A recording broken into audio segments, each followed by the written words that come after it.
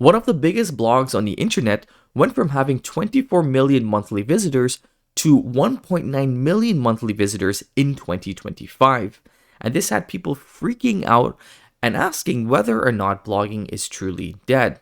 And 73% of B2B websites experienced significant traffic loss between 2024 and 2025. Now that website was HubSpot. HubSpot's traffic crashed from 24 million in 2022 to around 1.9 million this year, which is 2025. And in today's video, I'll be explaining and proving to you why blogging is not dead, but blogging is definitely changing. Let's go ahead and get started. As I said, blogging is not dead, but some of the old ways of blogging is dead. Currently, there's over 600 million blogs, so 31% of the websites on the internet are blogs, 7.5 million daily posts, and 4.4 billion readers. So blogging is alive in 2025, as we can see by the numbers. But the way that people are searching and the way that people are finding information online is certainly changing. So there's a rise of zero-click searches on Google. So zero-click searches just essentially means if I go on Google, and let's say, for example, I entered in a query. In this example, it would be how to plan for retirement. Usually what would happen is, in this example, as we can see here, I am getting the old SERP overview. So that means that I'm getting actual websites, and I can go through these websites, click on them, read about that information. And if that website is selling something that is relevant, I may make a purchase. Now, in some cases, when I search up a keyword or query on Google, I'm going to get this AI overview. And this is going to be showing up more and more as users, and individuals like to get information much quicker and direct. So in this example, we actually get a hybrid. We get Reddit, that's number one, and below that, we get the AI overview. So the AI overview is going to answer your search query directly. And as we can see, there's going to be some sources, but less likely people are actually going to click on these sources. More likely than not, they're just going to look at this information here. And it's nice that there's a video as well, so they can get their information much quicker, especially if visual content will make the information I'm getting back easier to digest. So you can see here, we get the information here, and more likely than not, this will answer the searcher's query. So they'll just read this, head off Google, and search up another query. So that means that they're not going onto websites. They're not going to be clicking into any links on websites, and they're not necessarily going to be exposed to a new brand or a new product that may help them based upon the search query that they're getting. So click-through rates, as I mentioned in my previous video, if you want to watch that, cuts in half if there's an AI overview. So if 10,000 people search up a search query per month, half of them will actually not click onto a website. And that explains why websites will continue to lose traffic time over time. But I'll talk about how you can actually get traffic in different places to make up for this lost traffic on websites, specifically on Google. And that's where ChatGPT and other AI search engines come in. ChatGPT Search is exploding. 800 million weekly active users as of September of 2025, 8 times growth from October 2023, 5.8 billion monthly visits, processing 1 billion search queries per day.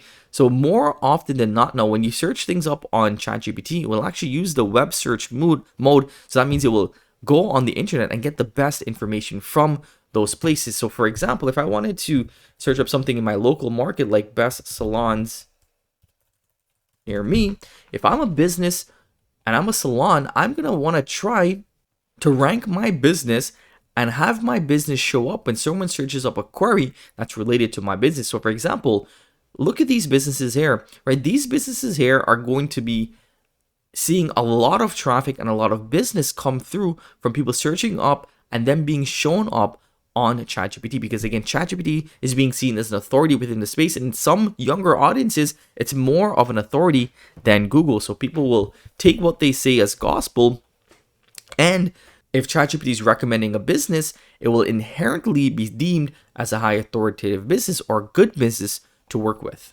So that's where you need to focus. If you're losing website search traffic, you need to focus on gaining traffic from ChatGPT Search, Perplexity AI, Gemini, and so forth.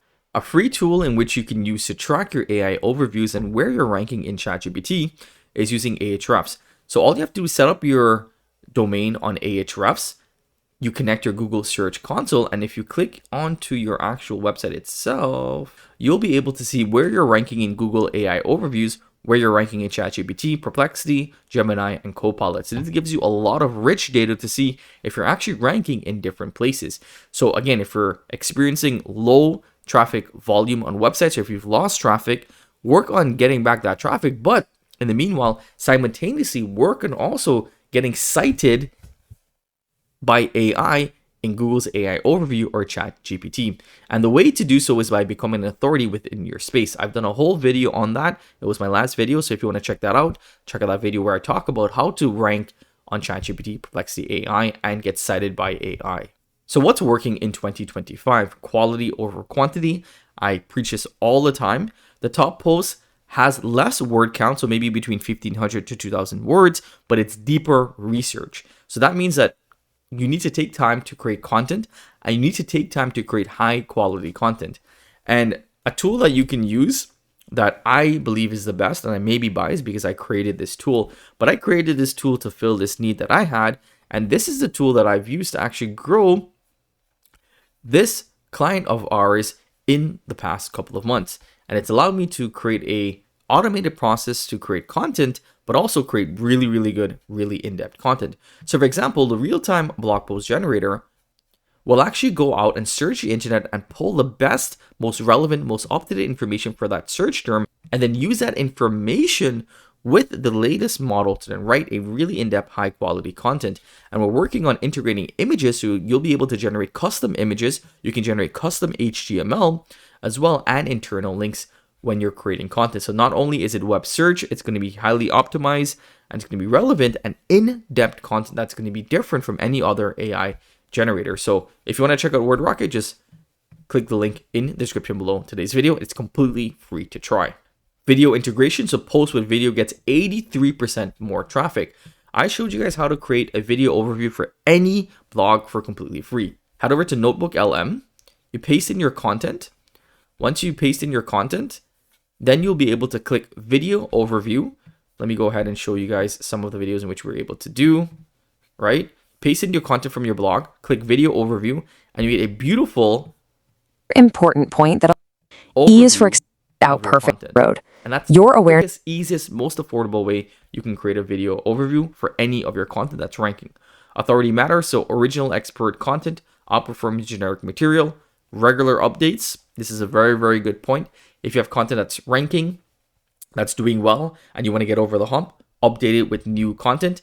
AI plus human. So 80% of bloggers use AI, but make sure you have someone that's actually going over your content yourself, or it could be a team member that's going over your content to make sure that everything is good. So quality over quantity, that's the new blogging formula. So again, SEO is not dead, but some of the old SEO rules are dead. In today's day and age, quality over quantity. Instead of high volume, shallow content, do fewer, deeper, more research posts, specialized niche focus, regular updates, and multi-format content integration. So don't listen to everyone that's freaking out telling you blogging is dead. There'll probably be less people in the blogging space, which will make it easier for you to stand out if you follow these new methods that you need to implement. If you guys have any questions, let me know in the comments below. As always, I hope that you enjoyed today's video and you learned something new. I will see you in the next video. Take care. So the verdict is blogging, again, is not dead. It's evolving, it's changing, and you need to follow these new practices. There's just going to be less and less people in the blogging space, which will make it easier for you to actually stand out if you're following today's blogging techniques.